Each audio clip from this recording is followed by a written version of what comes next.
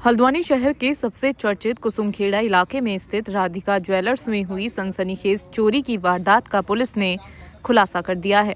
SSP Haldwani Manjunath TC ने press conference कर पूरे मामले की जानकारी देते हुए बताया कि इस हाई प्रोफाइल चोरी कांड में शामिल एक अंतर्राष्ट्रीय गिरोह के 4 शातिर चोरों को गिरफ्तार किया गया है, जबकि अन्य आरोपियों की तलाश अभी जारी है। एसएसपी ने बताया कि गिरफ्तार किए गए आरोपी बेहद शातिर तरीके से वारदात को अंजाम देते थे। पुलिस जांच में सामने आया है कि चोरों ने राधिका ज्वेलर्स के बगल की दुकान में पहले किराएदार बनकर रहना शुरू किया और लंबे समय तक रेकी करने के बाद सुनियोजित ढंग से चोरी को अंजाम दिया। इस गिरोह में नेपाल, महाराष्ट्र और झारखंड के रहने वाले अपराधी शामिल हैं।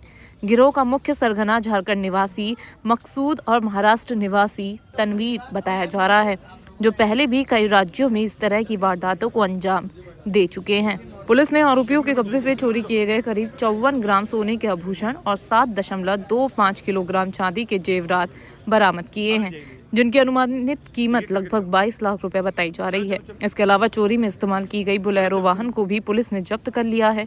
एसएसपी ने बताया कि इस वारदात में 4 से अधिक आरोपी शामिल थे, जिनमें से कुछ अभी फरार हैं। उनकी गिरफ्तारी के लिए पुलिस की अलग अलग टीमें लगातार दबिश दे रही है। एसएसपी मंजुनाथ टीसी ने बताया कि सीसीटीवी कैमरों की फुटेज, तकनीकी सर्विलांस और मुखबिर तंत्र की मदद से पुलिस को गिरोह के बारे में कई अहम सुराग मिले, जिसके आधार पर आरोपियों तक पहुंचना संभव हो सका। उन्होंने कहा कि राधिका ज्वेलर्स में चोरी की यह घटना 20 दिसंबर को हुई थी, जिसके बाद से पुलिस लगातार गहन जांच में जुटी हुई थी। एसएसपी ने जनता को भरोसा दिलाया कि फरार आरोपियों को भी जल्द गिरफ्तार कर लिया जाएगा और इस मामले में सख्त से सख्त कानूनी कार्रवाई की जाएगी, ताकि भविष्य में इस तरह की घटनाओं पर अंकुश लगाया जा सके। ही में दिनांक 21 दिसंबर को हल्द्वानी में एक सूचना आई। आप सभी लोग उससे अवगत है कि किस तारीख को एक घटना सामने आई, जिसमें राधिका ज्वेलर्स है मुखानी में। राधिका ज्वेलर्स में एक जो है सेंधमारी करते हुए बगल की दुकान में किराएदार बन के आए थे कुछ लोग, और उनका सत्यापन नहीं कराया था बगल की दुकानदार ने, और उन्होंने किराएदार होने का नाटक किया पिछले 1 महीने से। और जो है उस दुकान में दीवार में सेंध मारते हुए राधिका ज्वेलर्स में उन्होंने नकबजनी करके वहाँ का जो ओपनली जो रखे थे आइटम्स, विभिन्न प्रकार की चांदी और चांदी के गिट्टे और चांदी का जेवर और सोने का जेवर और सोने के गिट्टे जो है चोरी हो गई थी। ये सभी को चर्चित मामला था। उस दिन से ही हमने एसआईटी को एक्टिवेट किया था। क्राइम में विशेष रुचि रखने वाले समस्त पुलिस पर्सनल्स को एक्टिवेट किया था। इस पूरी घटना में एसआईटी बना के एसआईटी का हेड हमने मनोज कत्याल एसपी हल्द्वानी को बनाया था। बहुत बड़ी टीम थी, मैं उस दिन भी बता रहा था, मोर देन 20+ टीम थी। उस घटना में हमें आज सफलता प्राप्त हुए है। कुल मिला के 4 अभियुक्त गिरफ्तारी हुए हैं और उनके कब्जे में 7.25 किलो चांदी और लगभग 54 ग्राम्स ऑफ गोल्ड और कुल मिला के 21 लाख के अराउंड जो है सामान जो है हमको विभिन्न चांदी और सोने का सामान बरामद हुआ है। साथियों मैं बता दूं, ये अंतर्राज्यीय और अंतर्राष्ट्रीय क्रिमिनल गैंग्स का काम है।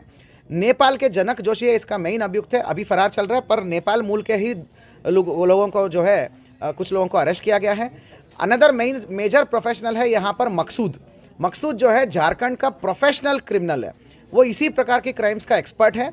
ज्वेलरी शॉप्स में सेंधमारी करना ही उसका क्राइम है। उसका गुजरात में और सूरत में और जो है झारखंड में इसी प्रकार की एफआईआर्स लॉन्च्ड है, उसमें चार्जशीटेड है, वहाँ सर जमानत चल रहा है। इनका मुलाकात जो है, मकसूद का मुलाकात जो है महाराष्ट्र का तनवीर जैसे आदमी से हुआ। ये फ्रूट बेचने का काम करता था अपना जमानत पे जब था वहाँ मुंबई में।